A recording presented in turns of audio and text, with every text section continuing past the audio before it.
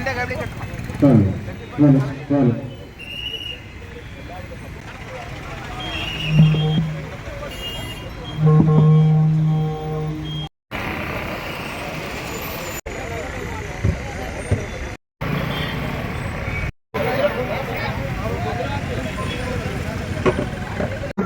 Transport stand കാര്യക്ഷമമായിട്ട് പ്രവർത്തിക്കത്തില്ലെന്ന് ബോധ്യപ്പെട്ടതിന്റെ അടിസ്ഥാനത്തിൽ തൊട്ടടുത്ത് തന്നെ വെട്ടിപ്പുഴ MLA റോഡിന്റെ പരിസരത്ത് ഒരു 2 ഏക്കർ സ്ഥലമെടുത്ത് KSRTCയുടെ കാത്തിരിപ്പ് കേന്ദ്രവും ഡിപ്പോ ഓഫീസും എല്ലാം അങ്ങോട്ട് മാറ്റുന്നതിന് വേണ്ടി ഒരു തീരുമാനം എടുത്തു. ഗ്യാരേജ് മാത്രം ഇവിടെ നിലനിർത്താമെന്നാണ് അന്നത്തെ MLAയും അന്നത്തെ ഭരണാധികാരികളും ഒക്കെ ചിന്തിച്ചത്. പക്ഷെ ആ തീരുമാനം പിന്നീട് അട്ടിമറിക്കപ്പെട്ടതിന്റെ പിന്നിൽ ചില വ്യവസായികളുടെയും വ്യാപാരികളുടെയും ഒക്കെ താല്പര്യമായിരുന്നു എന്നുള്ളത് പകൽ പോലെ വ്യക്തമാണ്. ഏതായാലും ശരി, ഇവിടെ തന്നെ ഡിപ്പോ പണിയുമെന്നുള്ള നിർബന്ധത്തിൽ ഡിപ്പോ പണിഞ്ഞിട്ട് നിരന്തരമായിട്ട് മരണങ്ങളാണ്. ഇത് കഴിഞ്ഞ മാസം നടന്ന മരണമാണ്. എന്നാൽ പോലീസ് ഒന്ന് ശ്രദ്ധിക്കണ്ടേ? ഒരു കാര്യം ഇവിടെ വെച്ചാൽ ആലോചിച്ച് പോവുകയാണ്, ചിന്തിച്ച് പോവുകയാണ്. അതും പറയാതെ പോകാൻ തരവില്ല. പണ്ട് ഇതിലേക്കൂടെ എപ്പോഴും പോലീസിന്റെ പട്രോളിംഗ് ഉണ്ടായിരുന്നു. ഏതെങ്കിലും തരത്തിലുള്ള ബ്ലോക്കോ മറ്റോ ശ്രദ്ധയിൽപ്പെടുകയാണെങ്കിൽ പോലീസ് അതിനകത്ത് കാര്യക്ഷമമായിട്ട് ഇടപെടുമായിരുന്നു. ഒരു പോലീസ് ഉദ്യോഗസ്ഥൻ എപ്പോഴും ഇവിടെ ഒരു കാവൽ പോലെ പ്രവർത്തിക്കുമായിരുന്നു. ആ കാര്യങ്ങളൊന്നും ഇപ്പോൾ കാണാനില്ല. അതുപോലെ നഗരസഭാ ഓഫീസിൽ വെച്ച് പണ്ട് കൃത്യമായ ഇടവേളകളിൽ യോഗം ചേർന്നുകൊണ്ടിരുന്ന ട്രാഫിക് കമ്മിറ്റി, അത് DVSP ഒക്കെ ഉള്ള കമ്മിറ്റിയാണ്. ആ കമ്മിറ്റി യോഗം ചേരാറില്ല.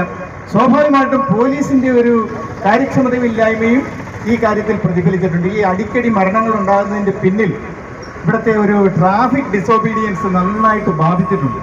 ഞാൻ ഒരു കാര്യം ആലോചിക്കുകയാണ്. എനിക്ക് വളരെ സ്നേഹമുണ്ടായിരുന്ന ഒരു പോലീസ് ഉദ്യോഗസ്ഥൻ പണ്ട് പുനലൂർ പോലീസ് സ്റ്റേഷനിൽ SI ആയി കൊച്ചി ജനിച്ച ഉടനെ அதுக்கு പേര് ചൂട്ടുന്ന ഒരു ഫംഗ്ഷൻ ഉണ്ടാവും.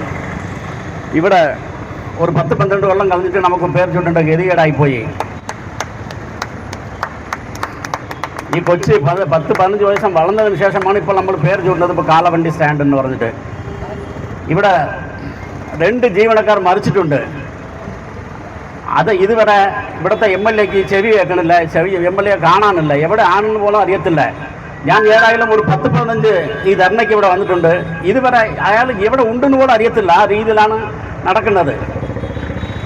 ആ മരിച്ചുപോയ 2 കുടുംബത്തിനും ഓരോരോ കുടുംബത്തിനും 25 ലക്ഷം രൂപ നിവാരണം കൊടുക്കണം, ഈ ഗവൺമെൻറ് കൊടുക്കണം.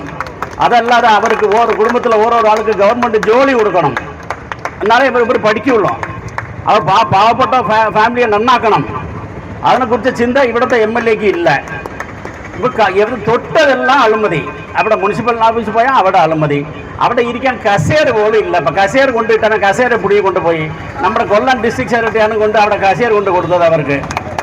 ഇത് നാണക്കേടില്ലേ? ഇത് വേണോ? നമ്മുടെ സുഭാൽ സാറിന് ഇത് വേണോ? മര്യാദയ്ക്ക് രാജിവെച്ച് പോയാൽ പോരെ?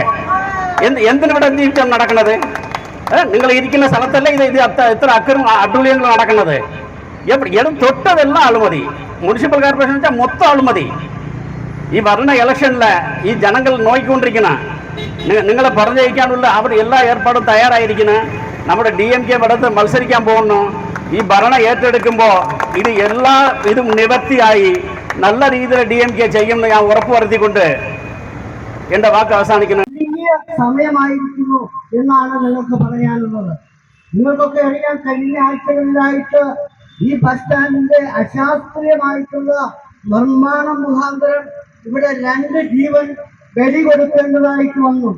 ഈ ജീവന് ഉത്തരവാദി ആരാണ്? ഇവിടെ കാശുള്ളവരല്ല ഈ പുനലൂരിന്റെ ഈ ബസ് സ്റ്റാൻഡിനെ ആശ്രയിക്കുന്നത്. സാധാരണക്കാരായിരിക്കുന്ന ജനങ്ങൾ ആശ്രയിക്കുന്ന ഈ